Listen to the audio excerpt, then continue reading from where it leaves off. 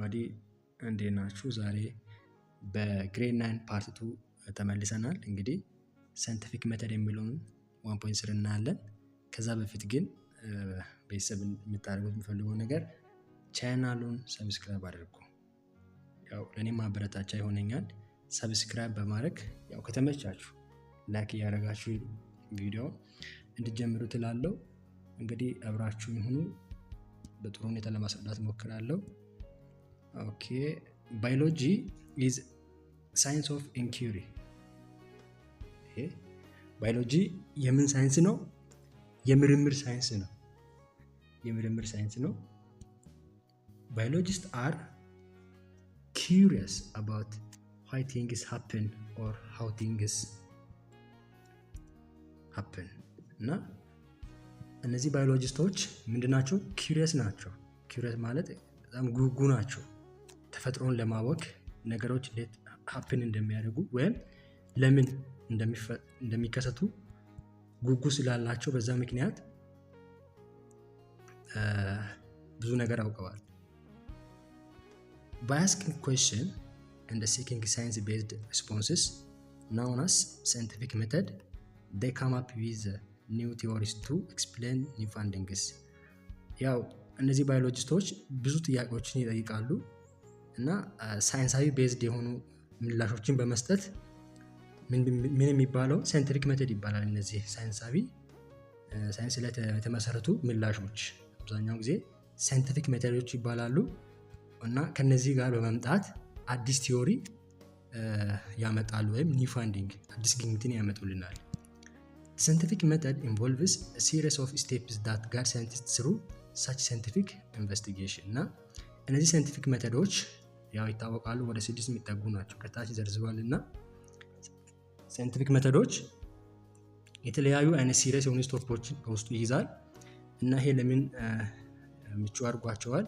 ወዴት መርቷቸዋል? ሳይንሳዊ ኢንቨስቲጌሽን ምርመራ እንዲያደርጉ አድርጓቸዋል ማለት ነው። ይሄ ባዮሎጂስትስ study the living world by posing question about it። እና እነዚህ ባዮሎጂስቶች ይሄ ሊቪንግ ወርልድን የምንኖርበትን ዓለም ወይም ህይወት ያለውን ዓለም እንዴት ነው የሚመረምሩት? ጥያቄዎችን በመጠየቅ ነው። አብዛኛውን ጊዜ ከጥያቄ ተነስተው ነው የሚሄዱት ማለት ነው።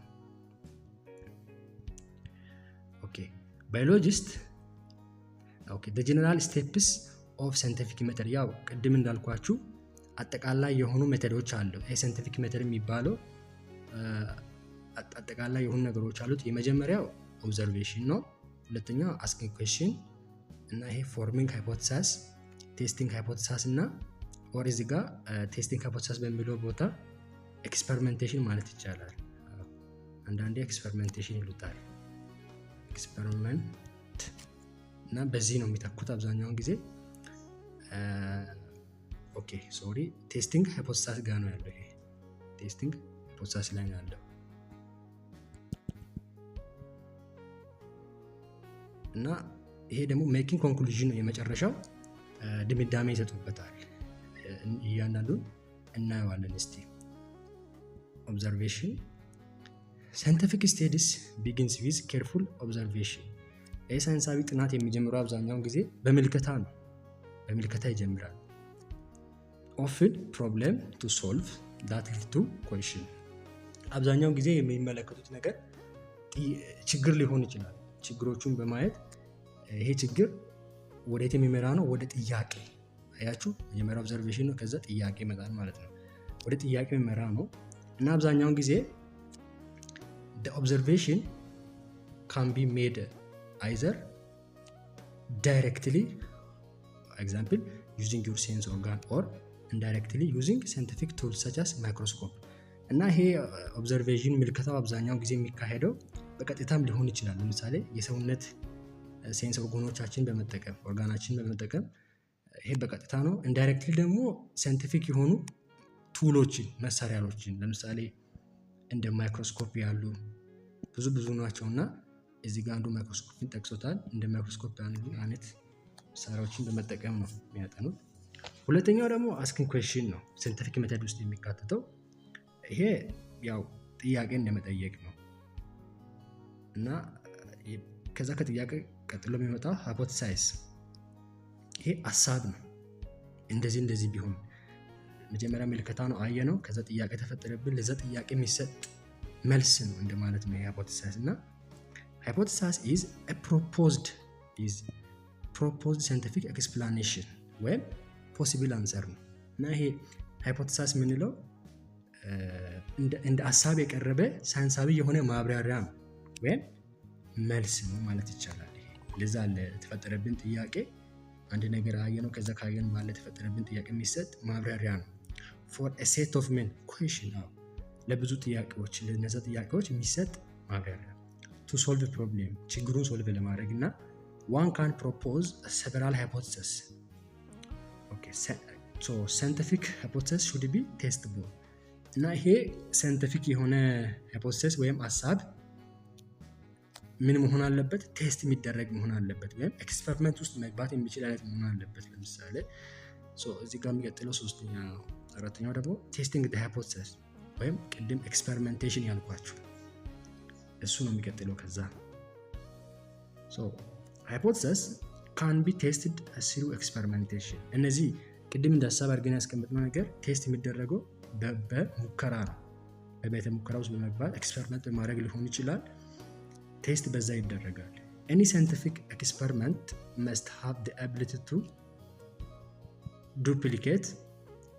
duplicated ምንድነው እዚህ ጋር አብዛኛውን ጊዜ እነዚህ ሳይንቲፊክ የሆኑ ኤክስፐሪመንቶች ወይም ሙከራዎች ሊደጋገሙ ይችላሉ። ምክንያቱም because the answer the scientist come up with can't become part of the scientific knowledge። እና አብዛኛውን ጊዜ ይሄ ሳይንሳዊ የሆነው ምንድነው ኤክስፐሪመንት የሚደገመው ለምንድነው? አብዛኛውን ጊዜ ሳይንቲስቶች ከሳይንቲፊክ ኖሌጅ ካልሆነ እውቀት ጋር ሊመጡ ይችላሉ። ከዛ ሀሳብ ጋር የማይመሳሰል ነገር ሊያደርጉ ይችላሉ። በዛ ምክንያት ተመሳሳይ የሆነ ሀሳብም ሊፈጠር ይችላል እዚህ ጋር ቦታ and achieve the similar results ሲሚላር የሆነ ሪዛልቶችን ሊፈጥሩ ስለሚችሉ ነው። if hypothesis is not supported by experimental data one can propose new hypothesis። እና ይሄ እንደ ሀሳብ ሆኖ የቀረበው ነገር በኤክስፐሪመንት ካልተደገፈ ሌላ ሰው ደግሞ አዲስ ሃይፖቴሲስ መፍጠር ይችላል ማለት ነው። አዲስ ሀሳብ ፈጥሮ ማምጣት ይችላል። እና ኮንክሉዥን ጋር ስንመጣ ደግሞ ሜኪንግ ኮንክሉዥን አባውት ፋይንዲንግ አሁን ቅድም ላገኘነው ነገር መጀመሪያ ላይ ኦብዘርቬሽን ሆነ። ከኦብዘርቬሽኑ ወደ አስኪንግ ኩዌስችን ወደ ሃይፖቴሲስ፣ ከዛ ከሃይፖቴሲስ ወደ ኤክስፐሪመንት፣ ከዛ አሁን ከኤክስፐሪመንት ከወጣ በኋላ ኮንክሉዥን ጋር ይደርሳል።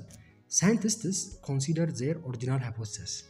እነዚህ ሳይንቲስቶች ኦሪጂናል ሃይፖቴሲሳቸውን ይዙና አስክ whether they could still be right in light of new information gathered during the experiment። እና ጥያቄ ጠይቃሉ። ምን ብለው? ልክ እንደሆኑ በዛ ባመጡት በኒው ኢንፎርሜሽን ልክ እንደሆኑ ጥያቄ መጠየቅ during ምን ኤክስፐሪመንት ሙከራ በሚያደርጉበት ጊዜ ልክ እንደሆኑ እንዳልሆኑ የሚመረምሩበት ነው። if so ልክ ከሆኑ the hypothesis can remain as possible explanation for how things work። እነሱ ልክ ከሆኑ የሃይፖቴሲስ መስራቱን ይቀጥላል፣ እንደ ማብራሪያ እንደ መልስ ሆኖ ያገለግላል። if not ግን ካልሆነ scientists reject the hypothesis። ሳይንቲስቶች ሃይፖቴሲሱን ሪጀክት ያደርጉታል ወይም ተቀባይነት አያገኝም የሀሳብ and try to come up with alternate explanation or new hypothesis። ምን ያደርጋሉ? ከአዲስ ሃይፖቴሲስ ጋር መምጣት ይችላሉ። ያ የመጀመሪያው ካልሰራ that can explain what they have seen ማለት ነው። ኦኬ ፋይናሊ እዚህ ጋር ያለው ደግሞ communicating the findings when scientists complete some work they write paper that explain exactly what they did and the result they obtained። እና እነዚህ ሳይንቲስቶች ስራቸውን ሲጨርሱ ምን ያደርጋሉ? they write paper ጋዜጣ ይጽፋሉ፣ ወደ ጋዜጣ እንዲታተም ያደርጋሉ የተገኘውን ውጤት and then they submit the paper to scientist journal in their field። እና ያንን ያገኙትን ውጤት ምን ላይ ሰብሚት ያደርጉታል? በጋዜጣ ላይ እንዲወጣ እንዲታተም ያደርጋሉ። In addition, the finding will be printed in scientific journal and assist teacher and students in the field. እና ይሄ የወጣው ግኝት በጆርናል ላይ ወይም በጋዜጣ ላይ ከታተመ በኋላ አስተማሪዎችን ተማሪዎችን ይረዳል ማለት ነው በትምህርታቸው የተገኘው ውጤትና እዚህ ከታች ደግሞ ኤግዛምፕል አለ። ኤግዛምፕል ኦፍ ሃይፖቴሳይዚንግ አንድ ኤግዛምፕል አለ። ሙሉ እዚህ ጋር የሆነውን ሀሳብ እዚህ በኤግዛምፕል አስደግፈን እናያለን እና እቺን ኖት ያዟት። ኪ ተርም ላይ ያለችዋን ሃይፖቴሲስ a proposed scientific explanation proposed ሀሳብ ሆኖ ሳይንሳዊ የሆነ ማብራሪያ ነው ወይም መልስ ነው ለአንድ ነገር የሚሰጥ። ኦኬ እስቲ እዚህ ጋር አንድ በአንድ እና እቺ ኖት ምንድነው የምትለው የሆነ suppose you want to use your torch or hand lamp to find a missing pen የሆነ ስክሪፕቶ ጠፋችሁ እንበል። ቤድሩማችሁ ውስጥ ተኝታችሁ የሆነ ስክሪፕቶ ቢጠፋ ይላል እዚህ ጋር in your bedroom when you switch the torch on it is not working ከዛ የእጅ ባትሪውን ስታበሩት አይሰራም። ከዛ ምን አያችሁ እዚህ ጋር ኦብዘርቬሽን ጋር ትመጡና the torch does not work ይሄ የእጅ ባትሪው እንደማይሰራ አያችሁና ከዛ ሁለተኛው ጋር ትደርሳላችሁ። ጥያቄ ትጠይቃላችሁ why the torch does not work የእጅ ባትሪው ለምንድን ነው ያልበራው ብለህ ጥያቄ ትጠይቃለህ። ከዛ ሶስተኛ ስቴፕ ላይ ስንደርስ ሐሳብ ይመጣል። ኦኬ ይሄ ቶርች ያልሰራው በዚህ ምክንያት ነውና እዚህ ጋር እንግዲህ ሁለት ሃይፖቴሲስ አስቀምጠዋል። የመጀመሪያው the bulb burned out የመጀመሪያው ያልበራው አምፖሉ ስለተቃጠለ ነው የሚል ነው።